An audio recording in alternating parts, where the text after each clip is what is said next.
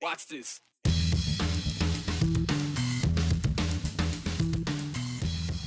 Idaho may not see emergency medical services as essential, but those who need them certainly do.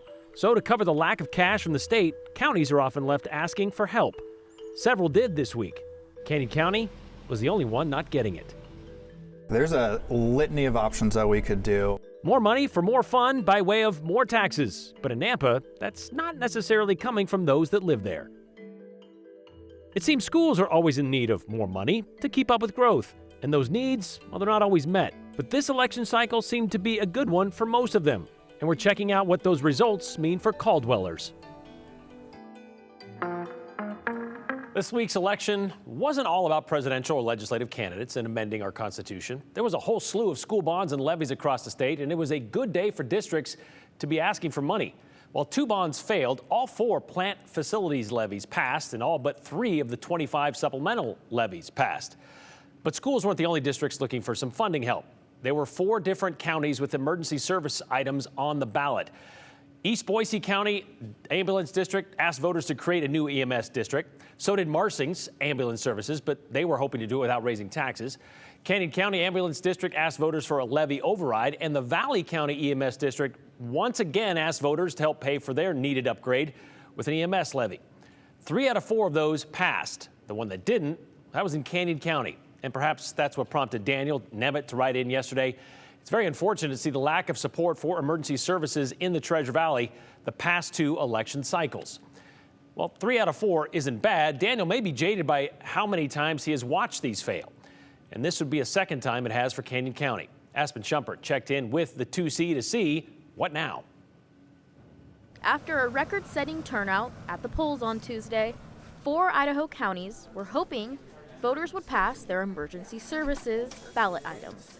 East Boise County Ambulance District passed their new EMS district with the 87.97% vote, more than the simple majority needed. It's just amazing to have the support of the community and to know that they're behind us every step of the way. They say their next steps include forming a new board and establishing a new levy rate. They're one of the lucky ones who were able to pass it on their first try.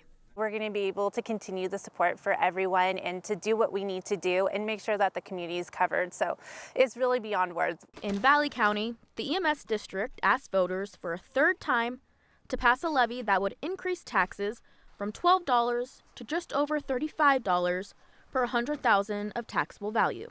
I felt like it failed last November. It failed in May, and each time it failed, we built more community support and more teamwork with our fire districts from the top down. Valley County EMS contracts with McCall, Donnelly, and Cascade fire districts to provide EMS services. Currently, those crews are cross-trained for fire and EMS. With the levy passing this time around, they'll be able to fund more full-time EMS positions. Our average employee works 60 hours a week over the last couple years. We try to maintain 4 people with a minimum of 3. This is going to give us the ability in McCall to add an additional person so we can staff an engine and an ambulance, and then build capacity in the county to have another staffed ambulance. But for one Treasure Valley Ambulance District, they aren't sure what's next. For a second time, the Canyon County Ambulance District levy failed. That's even after lowering the proposed rate by more than $6 per 100,000 of taxable value. It doesn't mean we give up, but it is definitely an uphill battle that you just have to keep pushing forward. Chief Michael Stoll says the last 5 years, call volume has gone up 20%, but revenue hasn't gone up to make up that difference. The money would have helped add 7 staff positions, another ambulance, the construction of a new Caldwell station, and a replacement of a South Nampa station. Definitely tough to operate understaffed, partly because our paramedics and EMTs joined the profession to help people, and it's very difficult to help people when our response times are getting longer because we have fewer ambulances out there to respond to the calls. Chief Stoll says services aren't on the chopping block, but the reality is wait time for services will continue. I hate to paint the worst picture, somebody can die from anything, but especially those time-sensitive emergencies. But it isn't even just, somebody might die. It's if we get to you and get you to the definitive care, which is at the hospital, you might leave the hospital, but not where you could be if we got there sooner. Chief Stoll with Canyon County Ambulance District says because emergency services are not an essential service in Idaho and EMS does not get funding from the legislature, they're trying to get more funding with property taxes, with levies to try and help. Again, the big question for them is what's next? What's next? I assume they want to try this again, correct? Well, they're meeting with the board in the next few weeks to really shore that up and decide that, because if they do, they're going to have to start working to get that out now. That hasn't been decided yet. If they also don't get the funding, those new buildings I was talking about, you can only go so far in those plans until you have no funding, and that's not able to be possible. And if they do go ahead and try it again, they have to wait until May of next year, I believe, because the legislature kind of got rid of the March election and any other election before May primary. So anything prior to that, we really have to wait until May to make it happen. Yeah, and I asked Chief Stoll, does the other districts, going for third tries and eventually passing them give some of them a little bit of hope, which he said it does. So we'll have to see if they decide to keep trying. Yeah, well, this is the way they get their funds. So, all right, thank you very much, Aspen. Meanwhile, voters in Nampa approved the creation of the Nampa Auditorium District on Tuesday, which may have some of you thinking, wait, Nampans are getting a new auditorium? No, actually.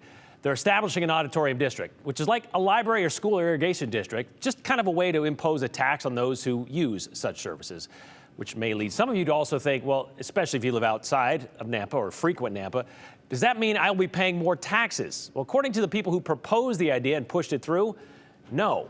Here's Joe Paris. In the late 90s, the Idaho Center in Nampa opened its doors to Idahoans. The complex holds an arena, an outdoor amphitheater, and horse park.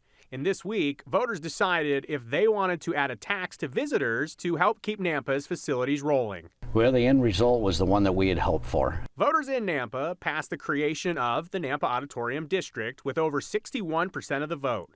Jeff Agenbrod is the chairman of the Nampa Auditorium District Committee. He said now the group can create the Nampa Auditorium District, which means areas around the event centers in Nampa will have a specific tax for visitors. I know the golden question has been this whole time, are taxes going up for the average Nampa taxpayer? No, they are not going up. The only additional tax that you would pay relating to the Auditorium District in Nampa would be if you stayed in one of the Nampa hotels. Like other auditorium districts across Idaho, this new district will soon be able to collect a very specific 5% tax on hotel and motel room receipts within the district. So, for example, every $100 on a hotel bill, another $5 would be added on, going to this specific fund. Yeah, I was thrilled. I've been at these venues for 9 years, and it's something we've been working on. Andrew Luther is the general manager of the Ford Idaho Center and Nampa Civic Center, community places that will soon see a new avenue of investment. There's a litany of options that we could do, but things that come to mind right away, expansion of our horse park facilities here, building out larger meeting areas at the Nampa Civic Center, replacing theater seats, even work within the amphitheater. There's a whole new level of projects we're going to be able to achieve here beyond our normal capital projects annually. You've likely seen an event at the Idaho Center or the Civic Center in Nampa, but have you ever thought about all the behind-the-scenes work? We're 24/7, 365. We just had Dirt in here 2 days ago, and we're getting ready for a concert here in a day and a half. So it is a nonstop facility, and that sort of wear and tear, it comes with a price, and we're thankful that the Auditorium District is going to help offset some of that. Thankful is something the Auditorium District Committee is feeling too, that voters passed the idea at the end of a very long ballot. We were at the bottom of the ballot, and that was a rather long ballot of 6 pages, so for their patience and persistence to get to the bottom of the ballot to give us that yes vote and overwhelmingly support the Nampa Auditorium District. The goal now, continued the growth and investment into important community spaces in Nampa. The economic impact that these venues can drive for the city and outlying areas is huge. We're talking tens of millions in an annual year, and that's very important to us. We want to have beautiful auditoriums that attract the best entertainment and provide the best space for our community. Another positive from the Auditorium District is they believe this will help with the tax burden. Agenbrod tells me that what this does for Nampa taxpayers is it helps take the burden off of the property tax that has been used till now to fund the improvements and enhancements for the auditoriums. So this will offset those costs by about $1.5 million a year, providing that relief for the tax burden in Nampa. To be clear, this is not the first time that has been passed an auditorium district in Idaho. I believe this is now one of a whole collection across the state. And it's a use tax, but the thing is that kind of ebbs and flows. You're not getting a lot of people coming in for big shows and stuff. Well, then you can see your tax go down. And I know that like these use tax during the COVID era where people weren't going out to things, then there was no money coming in. But with the amount of events and activities like horse shows and rodeos at the Idaho Center, I was surprised to learn how many people are staying in those hotels. It's true. All right. Thanks, Joe. Well, another levy passed the test this last week against voters. This time is for the Caldwell School District. We talked about how many did make it through this election. It's been a good thing, but it's going to cost taxpayers more than CUNA's, which is what we kind of touched on yesterday. CUNA's cost is going to cost taxpayers nearly $66 per $100,000 of taxable assessed property value per year. Caldwell's, that's going to cost taxpayers about $10 more, at just over $75 per year. Hunter Funk looked into where this money is going to go. So how are they going to spend it now that it's passed? Yeah, so $4.1 million. It's going to go towards the Caldwell School District funding teachers, athletics, and bring back school resource officers. If you remember back in the May primary, the school district's levy failed to pass by less than 2%. That was the first time in more than 50 years where Caldwell schools didn't have funding from a supplemental levy. Since then, there were staff layoffs. The district introduced a $100 pay-to-play sports fee and ended its Caldwell Police Department contract to have SROs at the schools. The superintendent says now $2 million will go towards staff, $500,000 will go towards athletics, and $350,000 will go towards school safety and security, adding back those SRO positions. The superintendent says she is thankful voters passed the levy, but says it is time to talk to legislators about adequate funding for schools across Idaho. Our costs continue to go up, right? We're not paying a Idaho Power bill that's the same that it was in 1980. It's totally different, and so we need to discuss that. And then support schools. Public schools are the hope for the future for Idaho, absolutely. And we're talking all children. And what can we do together and not work at odds with each other? And the rest of the money will go towards facility maintenance and the accelerated learning program, along with transportation costs. It'll all go into place for the 2025-2026 school year. Now, for more election results, you can head to our website, ktvb.com, or you can text the word results to 208-321-5614, and you'll get a link sent to your phone. Right? I know we talked about this earlier this week, Hunter, when this $2 billion over 10 years influx that the legislature kind of put into per Governor Little's request. That's good, but as you heard, there's a cost of living aspect to this. So they're still trying to play catch up with the money they're putting in. I mean, they're not alone. We heard from Caldwell and then we heard from CUNA yesterday. Same exact thing. They just need some help when it comes to funding so they don't have to keep doing this. People keep moving in too. Yep. All right. Thanks, Hunter.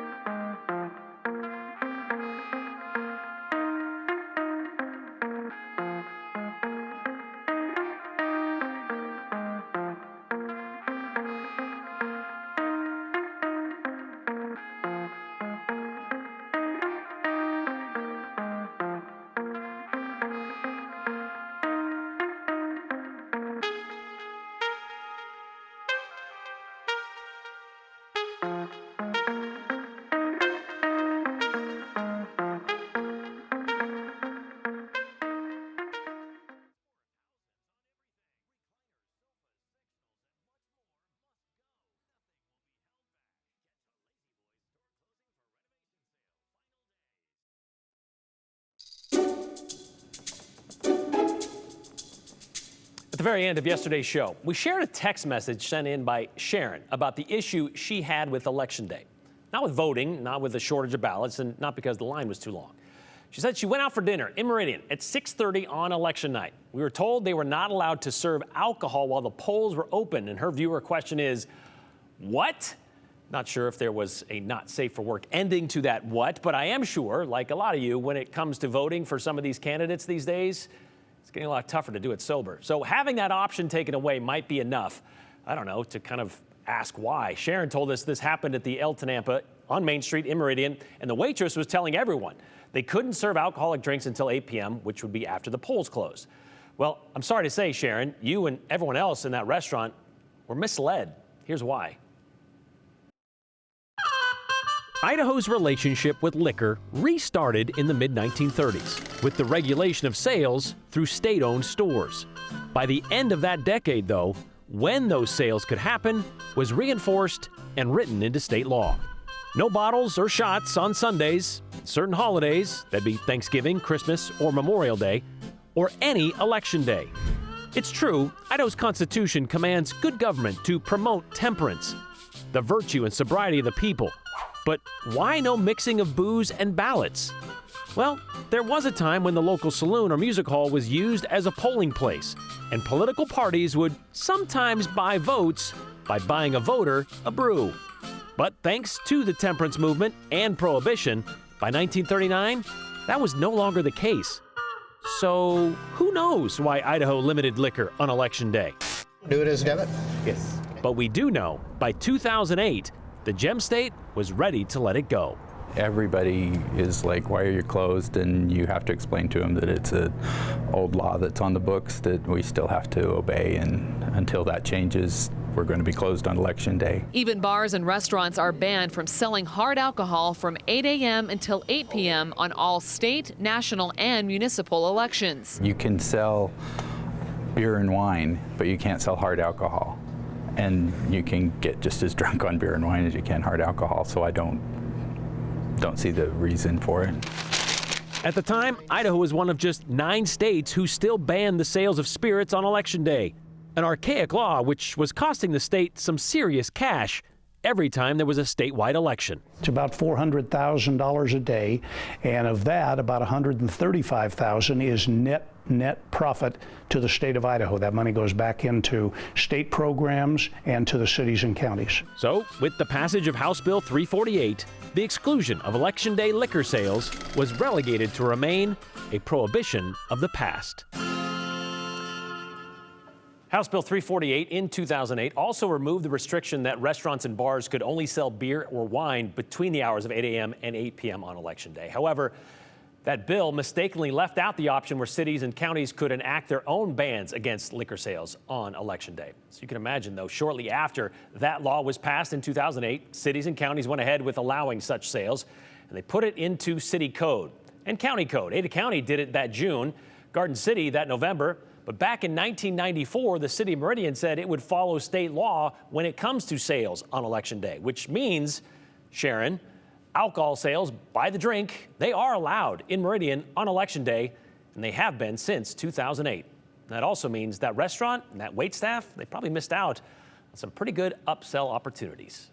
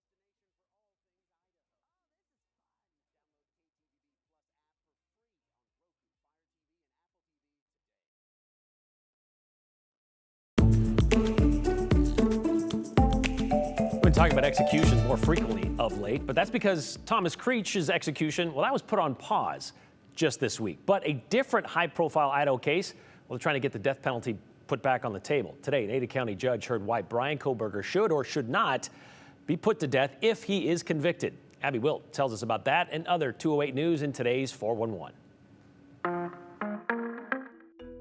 The way Idaho's doing it right now isn't really working. Brian Koberger was back in court today. This time it was about adding the death penalty or not if he's convicted. The 29-year-old is accused of killing 4 University of Idaho students 2 years ago. His defense says the death penalty would be unconstitutional because Idaho doesn't have a viable method for execution, pointing to Thomas Creech's failed execution attempt. But prosecutors say there's no evidence Idaho can't execute someone, and Koberger's case meets the standard for capital punishment under Idaho law. Judge Stephen Hippler will make his decision later. The Daughters of the American Revolution raised $2,500 over the weekend to help heal the burn scars of the Wapiti fire. The money will go towards hiring a pine cone picker who can climb the correct species of tree and harvest seeds from mature pine cones to plant more trees. You can donate at the Idaho Daughters of the American Revolution's website. All weekend long, Idaho veterans are being celebrated in honor of Veterans Day Monday. Tomorrow night, join the City of Star for the 3rd annual Veterans Potato Feed. Head to Spring Life Church in Star from 6 p.m. to 8 p.m. for a loaded baked potato bar. All veterans and active service members eat free. It's $5 for anyone else. Proceeds go to the Warhawk Air Museum's new Global War on Terror Wing. And that's the 411 on the 208. I'm Abby Wilt. It's really too bad that this Thursday isn't Halloween because it's back. Yep, we're talking about valley inversion conditions. So those have been building throughout the day today. So you've probably seen a little bit of that increasing haze along the foothills and maybe in some of those mountain spots. So this inversion is expected to continue to strengthen through tomorrow, so we'll probably see a little bit more of that haze during that time frame. And then we start to see some changes starting on Saturday. Clouds will start to increase. We are expecting some light chances of moisture both Saturday and Sunday, but it is expected to be very light. We don't really see that moisture kick up into a higher gear until Monday. And so in general, what we're looking for the next few days, Saturday and Sunday, we've got the light showers. That high pressure ridge creating the inversion should weaken, so we should see a little bit less haze during that time frame. Monday, we are expecting widespread valley rain and mountain snow. Again, totals should still be a little bit on the lower end, but more noticeable than what we are expecting on Saturday and Sunday. Tuesday, valley snow chances. We'll continue to track that and your ever-changing forecast right here on KTVB.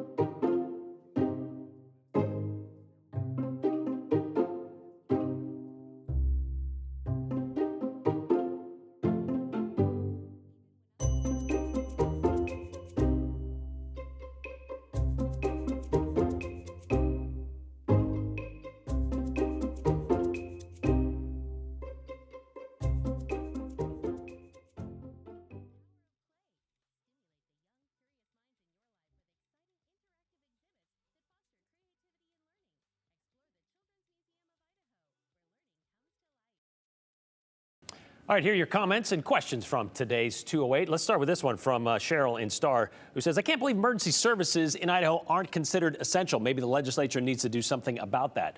They've tried last couple of sessions to no avail. Nothing happened. So it's still kind of in a committee, or they have a committee set up to kind of look into it. They all know it needs to happen. They just haven't made it happen. Seems Canyon County does not care about their citizens' health. First, the health district stupidly deciding not to do vaccines, well, at least the COVID vaccine. And now they don't care about emergency services, says Chuck in Boise, and that's kind of true. But I was part of a volunteer ambulance service in Idaho, says Ken. The county funded the service. Why can't Canyon County? Well, they do chip in a little bit, but that's why they have to do this. And maybe it's more of a question of the threshold that is needed to pass these bonds and levies. For this one in Canyon County specifically, supermajority, 67% of voters had to agree to put into that. And of course, they didn't get there. It's a high threshold. I thought the last sales tax increase was to help fund schools. Did that, or is that happening? NS and Boise. Well, the last sales tax increase was in 2006, so that's doubtful.